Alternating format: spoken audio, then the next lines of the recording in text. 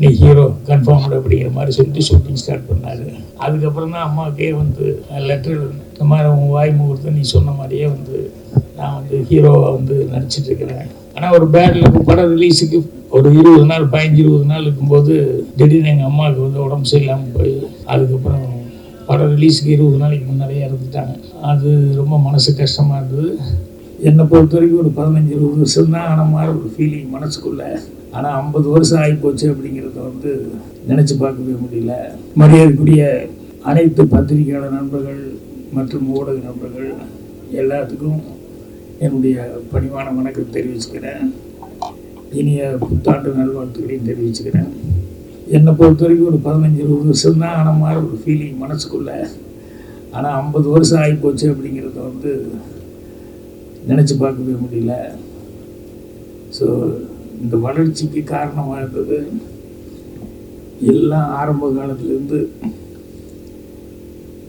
எனக்கு வந்து இதுக்கு ஊக்கம் கொடுத்துருந்த ஊரில் இருந்து நண்பர்கள் ஊக்கம் கொடுத்தாங்க.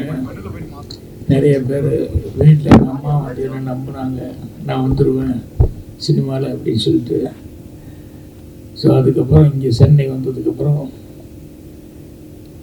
எனக்கு ரொம்ப நாள் போராட்டத்துக்கு அப்புறம் எங்கள் டைரக்டர்கிட்ட எனக்கு ஃபஸ்ட்டு வாய்ப்பு, ஃபஸ்ட்டு படம் வந்து 16 வயதில் அதில் வேலை பார்க்கறதுக்கான ஒரு வாய்ப்பு கிடைச்சது. நேற்று கமல் சாரை மீட் பண்ணி பேசிட்டு போது கூட சொன்னார், அந்த படம் ரிலீஸ் ஆகி ஒரு 1.5 வருஷம் 2 வருஷத்துக்குள்ளே எல்லாருமே வந்து அப்படி ஒரு மாற்றம். அதில் வேலை பார்த்தவங்க அத்தனை பேருமே வந்து அந்த மாதிரி ஒரு பெரிய ஒரு சூழலுக்கு வந்தாங்க. இது வேற எந்த படத்தில் அப்படி அத்தனை பேருக்கு அப்படி ஒரு வாய்ப்பு, அப்படி ஒரு உயர்வு கிடைச்சிருக்குன்னு சொல்ல முடியல அப்படின்னு சொல்லியிருந்தார். ஸோ அப்படி 16 வயதில் அதுதான் முதல் படமாக என் டைட்டில் வந்தது. அது வரைக்கும் நான் வந்து இந்த சான்ஸ் தேடும்போது கொஞ்சம் ஆர்வ கோளாறுல ஒரிஜினல் பேர் வச்சுக்காம யாராவது கேட்டால் கொஞ்சம் வேறு மாதிரி பேர் இருக்கணும்னு சொல்லி பேர் என்னன்னு யாராவது கேட்டாங்கன்னா சான்ஸ் தேடி இருக்கும்போது கோவை ராஜா அப்படின்னு சொல்லி கார்டு தூக்கி விட்டு சொல்லிட்டு இருந்தேன். ரொம்ப நாள் அப்படி சொல்லிட்டு இருந்தேன். அப்புறம் 16 வயது டைமில் தான் வந்து டைட்டில் கார்டு போடும்போது அவர் பாலகுரு சார், ஐயோ ராஜன் என்ன எம்சிஆர் அப்படின்னு. அப்போ தான் யோசிச்சுட்டு சொன்னேன், இல்லை எங்கள் அம்மா எனக்கு வச்ச பேர் பாக்யராஜ். அந்த பாக்கியத்தை நான் வந்து இழக்க விரும்பலை. நானாக வந்து ராஜன் ரஜினி ராஜன் சொல்லிக்கிட்டேன். அதனால் அந்த பாக்யராஜுங்கிறதே போடுங்க அப்படின்னு சொன்னேன். அப்புறம் தான் கே பாக்யராஜன் போட்டார். எங்கள் டைரக்டர் ஒன்றும் ஷாக் ஆகிட்டார், ஐயோ எவன் என் புதுசாக இருந்தால் கே பாக்யராஜன் வந்து வந்துருக்கு, இல்லைங்க நம்ம ராஜன் தான் அப்படின்னு சொன்னதுக்கப்புறம் தான் அப்படியே ஐயா உன் பேர் அதுதானே அப்படின்னாங்க. ஸோ அந்த அம்மா வச்சு அந்த பாக்கியத்தை இழந்துடக்கூடாதுன்னு அந்த பேர் கொடுத்தேன். அதுக்கப்புறமா வந்து அந்த பேர் வந்து இன்றைக்கி வரைக்கும் எனக்கு மரியாதை வந்து உங்களால் பத்திரிக்கை நண்பர்கள் நீங்கள் எல்லோரும் வந்து நான் அசிஸ்டன்ட் டைரக்டராக இருக்கும்போது என்ன அடையாளம் தெரிஞ்சுக்கிட்டு அப்போவே என்ன எல்லாருமே நிறையா என்னை பற்றி சின்ன சின்ன செய்திகள் அது இதெல்லாம் போட்டு எங்கள் டைரக்டர் எப்படி பிரபலம் ஆகிட்டு இருந்தாரோ அப்போவே கூடவே அவர் கூட அசிஸ்டண்ட் ஒரு பையன் இருக்கான் பாக்யராஜன். அந்த பையன் கொஞ்சம் சீக்கிரமாக நல்லா வருவான் அப்படிங்கிற மாதிரி எல்லோரும் கவனிக்கிற அளவுக்கு இருந்தது. எங்கள் டைரக்டரே கூட கிழக்கே போகிற ரயில் படத்துலேயே ஒரு நாள் ஷூட்டிங் முடிச்சுட்டு சாயங்காலம் எல்லாம் பேக்கப் 6 நேரத்தில் வண்டிக்காக ஏதோ வெயிட் பண்ணிருக்கும் போது அவர் அப்போவே எல்லாத்தையும் வச்சுட்டு சொன்னார். எனக்கு அப்புறம் என் பேர் எடுத்து கொடுக்குற அளவுக்கு எனக்கு ஒரு மரியாதை கொடுக்குற அளவுக்கு வர்றது வந்து ராஜன் தான் வரப்போகிறோம் அப்படின்னு. ஏன்னா அவர் கடைசி வரைக்கும் ராஜன் ராஜன்னே தான் கூப்பிட்டு இருந்தார். இப்பவும் டக்குனு பாக்யராஜுங்கிறது எங்கேயாவது ஃபங்க்ஷன் வந்தால் தான் வரும். அப்படி வந்து அவர் ரயிலில் போய் சொன்னார். அதுக்கப்புறம் ஒவ்வொரு படத்துலையும் கொஞ்சம் கொஞ்சமாக அசிஸ்டன்ட் டைரக்டரு, அப்புறம் டைலாக் ரைட்டர், அதுக்கப்புறம் ஸ்டோரி ரைட்டர்னு வந்து அதுக்கப்புறமா வந்து ஹீரோவாக நடிச்சது. எனக்கு கிழக்கே ரயிலப்போ அந்த சுதாகர் வந்து கரும்புள்ளி செம்புள்ளி பற்றி கழுதியில் உட்கார வச்சுருவாங்க பனிஷ்மெண்ட்டு வில்லேஜில். அந்த கழுதை இழுத்துட்டு வர்றதுக்காக அந்த ஊரில் யாரோ ஒருத்தர் கூப்பிட்டா, யாரை கூப்பிட்டு இழுத்தாலும் அந்த கழுதை இழுக்கும்போது அவன் கேமரா ஓடுதான் கேமராவே பார்த்துக்கிட்டு இருந்தான். டைரக்டர் திட்டிக்கிட்டே இருந்தார். வேறு வழி இல்லாமல் அப்புறம் நான் வந்து அது வேஸ்ட் எடுத்து கட்டிட்டு ஒரு டவல் ஒன்று போட்டுக்கிட்டு நான் வந்து அந்த கழுதையை பிடிச்சி இழுத்துட்டு வர மாதிரி நான் இழுத்தேன். அப்போ தான் வந்து சரி அசிஸ்டண்ட்டுங்க நல்ல லட்சுமி வந்து நம்ம எல்லாம் ஸ்டில் எடுத்து இது பண்ணாங்க. கோயம்புத்தூர் நான் போய் அந்த படம் ரிலீஸுக்கு போனப்போ பார்த்தா எங்கே பார்த்தாலும் நான் கழுதையை பிடிச்சி நிற்கிற மாதிரி போஸ்ட் போட்டாங்க. எங்கள் பாட்டி என்ன கேட்டாங்க, ஏன்டா போய் இந்த கழுதையை பிடிச்சிட்டு வருது இதுக்காடா சென்னைக்கு மெட்ராஸுக்கு போனேன் அப்படின்னு சொல்லிட்டு. இல்லை அது நடிக்கிறது தான். அப்படி போடா ஊருக்கு போகிற மானம் கெடுது, எல்லோரும் பார்த்தும்போது உங்கள் பேரன் கழுதி எழுதிட்டு வரான் அதுக்கு தான் போனான்னு அப்படின்ட்டு. அப்போ எங்கள் அம்மா வந்து ஒரு வார்த்தை சொன்னாங்க, ஏன்னா அந்த சுதாகர் பையன் செஞ்ச கேரக்டர் ஏன் அந்த மாதிரி நீ செய்யக்கூடாது அப்படின்னு மாதிரி அம்மா கேட்டாங்க.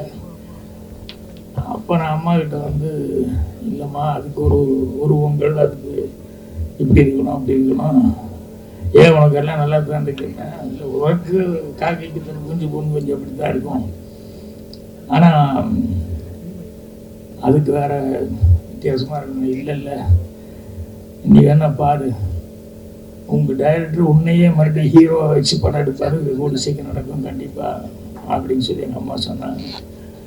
ஸோ அப்போ வந்து சரி ஒரு தாய்க்கு வந்து கூடிய ஒரு ஆர்வத்தில் அவங்க வந்து சொல்கிறாங்க அப்படின்னு சொல்லிட்டு சாதாரண. ஆனால் அதுக்கப்புறம் டைரக்டர் வந்து நான் அசிஸ்டண்ட்டாக வேலை பார்த்தேன். அப்புறம் வந்து புதிய வரப்புள்ளப்போ தான் நீ தான் என் ஹீரோ அப்படின்னு சொல்லி ஃபிக்ஸ் பண்ணதுக்கப்புறம் தான் வந்து அப்புறம் முதல் நாள் ஷூட்டிங் முடிஞ்சு அப்போ கூட அம்மாவுக்கு நான் லெட்டர் எழுதலை. ஏன்னா ரஷ்ஷு சென்னைக்கு வந்து அதுக்கப்புறம் அங்கே கொண்டு வந்து தேனியில் ஒரு டென்ட்டில் கொண்டு ஒரு தேட்டரில் கொண்டு போட்டு பார்த்துட்டு ரஷ் பார்த்துட்டு காலையில் நிவாஸ் டைரக்டர்லாம் போய் பார்த்துட்டு வந்துட்டு ஓகே அப்படின்னு சொல்லி கை கொடுத்து நம்ம ஷூட்டிங் கன்டினியூ பண்ணுறோம், நல்லா இருக்குது, நீ ஹீரோ கன்ஃபார்ம்டு அப்படிங்கிற மாதிரி சொல்லிட்டு ஷூட்டிங் ஸ்டார்ட் பண்ணார். அதுக்கப்புறம் தான் அம்மாவுக்கே வந்து லெட்டர் எழுதுனேன், இந்த மாதிரி உன் வாய் முகூர்த்தம் நீ சொன்ன மாதிரியே வந்து நான் வந்து ஹீரோவாக வந்து நடிச்சிட்ருக்கிறேன் அப்படின்னு சொல்லிட்டு.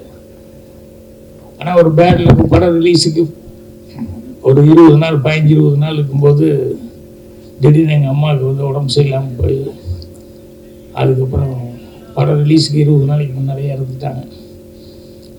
அது ரொம்ப மனசு கஷ்டமாக இருந்தது. ஆனால் கிழக்கே உண்டையில் அதுலெல்லாம் ஒர்க் பண்ணது அசிஸ்டன்ட் டைரக்டர் இருந்ததெல்லாம் எங்கள் அம்மாவுக்கு வந்து தெரியும்.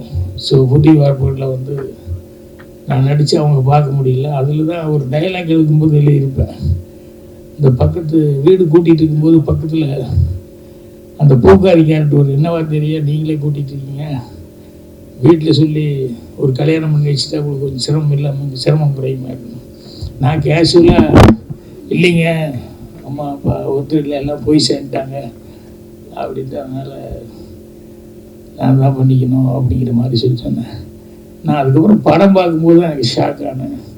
ஏன்னா அம்மா இருக்கும்போதே அப்படி ஒரு டைலாக் எழுதிட்டேன், யாரும் இல்லை போய் சேர்ந்துட்டாங்க அப்படின்ட்டு. அப்போ சினிமாவில் சொல்லுவாங்க இல்லையா, ஆரம்பாடுற மாதிரி எதுவும் வார்த்தைகள் வரக்கூடாது அது இதுன்னு சொல்லிட்டு. ஸோ இப்படியெல்லாம் சொன்னதுங்கிறது அது படம் பார்க்கும்போது எனக்கே ஃபீலிங்காக இருந்தது. ஸோ புதிய வார்ப்புகள் எடுத்து அதுக்கப்புறம் அப்போவே பத்திரிகைகள் வந்து எல்லாருமே ஊடகங்களில் வந்து எனக்கு நல்ல ஒரு உத்வேகம் தர்ற மாதிரி என்னுடைய சூரியராசித்திரங்களுக்கு முன்னாலேயே சிவப்பு ரோஜாக்கள் டைலாக்ஸ் எல்லாம் எழுதுனதுனால நிறமாறாத பூக்கள் கதை எழுதினேன். ஸோ எல்லாம் பத்திரிகை நண்பர்கள் எல்லாருமே வந்து எனக்கு ஊக்கம் கொடுத்தாங்க. அதுக்கப்புறமா ஒரு 3 படம் பண்ணதுக்கப்புறம் நான் சூரியராசித்திரங்கள் வந்து பண்ணேன். ஸோ அது ஃபஸ்ட்டு படம் டைரக்ஷன் பண்ணதுலேருந்து அதுக்கப்புறம் படிப்படியாக உங்களுடைய ஆதரவில், ஏன்னா அது ஹீரோ நடித்தா ஹீரோ ஃபஸ்ட்டு படம் ஹீரோ நடித்தேன். அதுக்கப்புறம் பார்த்தா அடுத்த படமே வந்து வில்லனாக நடித்தேன். கன்னிபுரத்தில் வந்து நான் வேலை பார்த்த கம்பெனி அப்படிங்கிறதுனால அங்கே வேறு ஆள் கிடைக்கலன்னு நான் யாருக்காக டெஸ்ட் எடுத்துகிட்டு இருக்கும்போது அதை பார்த்துக்கிட்டே இருந்துட்டு இல்லை அவரே நடிக்க வச்சா நல்லா இருக்குன்னு சொல்லிட்டு வில்லன் ரோல் செய்ய சொன்னாங்க. கன்னிபுரத்தில் வில்லன் ரோல் செஞ்சேன். அப்போ கூட நடிக்கிறதுக்கு இஷ்டம் இல்லாமல் டைரக்ஷன் மட்டும் பண்ணால் போதுன்னு நினச்சேன். ஆனால் சூர்லாசத்தை ஸ்டார்ட் பண்ணப்போ அந்த கேரக்டருக்கு போட்டிருந்தாலும் எங்கேயோ டப்புன்னு ஒரு வாரம் இருக்கும்போது போயிட்டான். அவனுக்கு தான் நன்றி சொல்லணும். ஏன்னா போனதுனால தான் நான் வந்து மறுபடியும் மேக்கப் போட்டு டைரக்ஷன் பண்ணேன். அதுலேருந்து அப்புறம் ப்ரொடியூசர் இல்லை நீயே பண்ண அப்படின்னு சொல்லிட்டாங்க. ஸோ இன்றைக்கி வரைக்கும் உங்களுடைய ஆதரவில் எனக்கு எல்லாமே நல்லபடியாக நடந்துருக்கு. அதுக்கு உங்கள் எல்லாத்துக்குமே நன்றி சொல்லணும். அதே மாதிரி வந்து எனக்கு சினிமாவில் நான் வந்து வந்திருக்கேன்னா ஊர்லேருந்து வரும்போது சினிமாவை பற்றி கொஞ்சமாக சினிமா படம் பார்த்து அந்த நாலேஜ் அந்த ஒழிய வேறு பெருசாக ஒன்றும் இல்லை. இங்கே வந்ததுக்கப்புறம் தான் ஒவ்வொன்றா நான் கற்றுக்கிட்டேன்.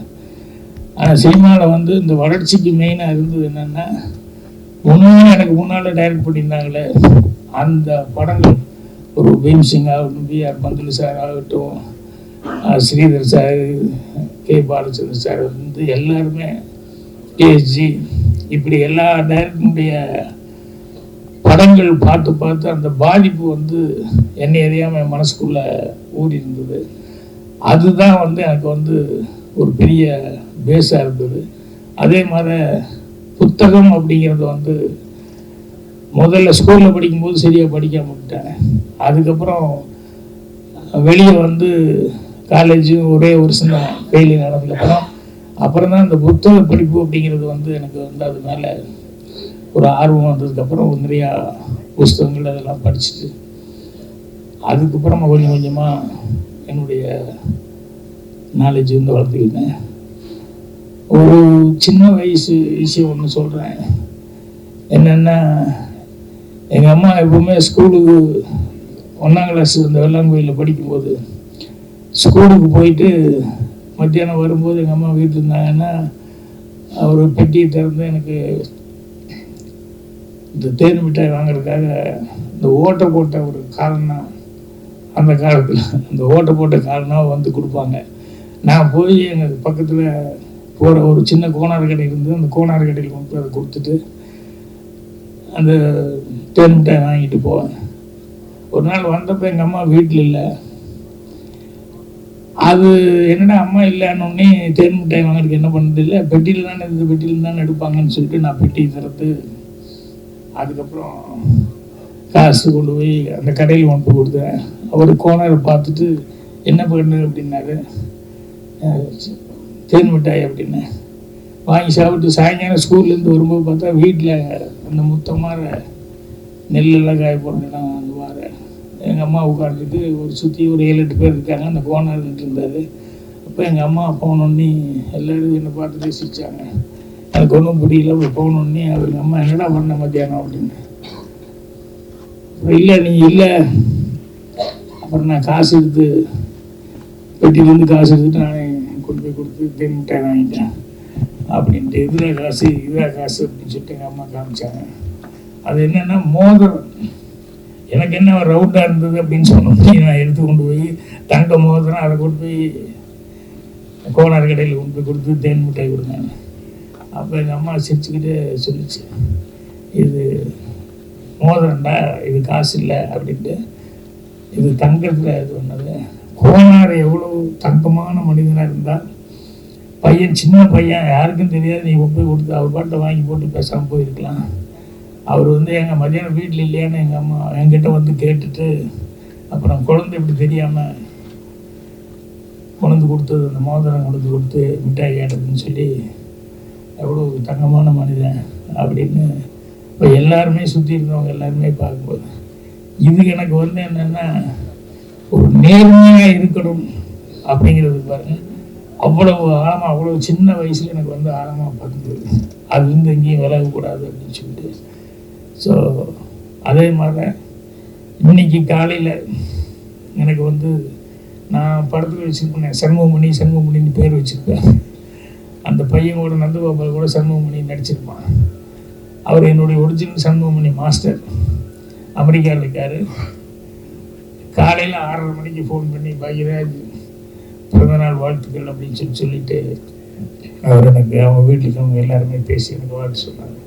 என்னென்னா எனக்கு ரொம்ப மனசுக்கு நிறைவு என்ன அப்படின்னா, நான் படித்த வாத்தியார்கள் அவங்ககிட்டலாம் வந்து இன்றைக்கு வரைக்கும் படிப்பு சரியாக படிக்கலைன்னா கூட அந்த வாத்தியார்கிட்ட பழகிறதுல அவங்ககிட்ட பேசுகிறதுல அதுலாம் வந்து ஒரு நல்ல இது வச்சுருந்தேன். இதெல்லாம் வந்து எனக்கு மனசுக்கு நிறைவான இது.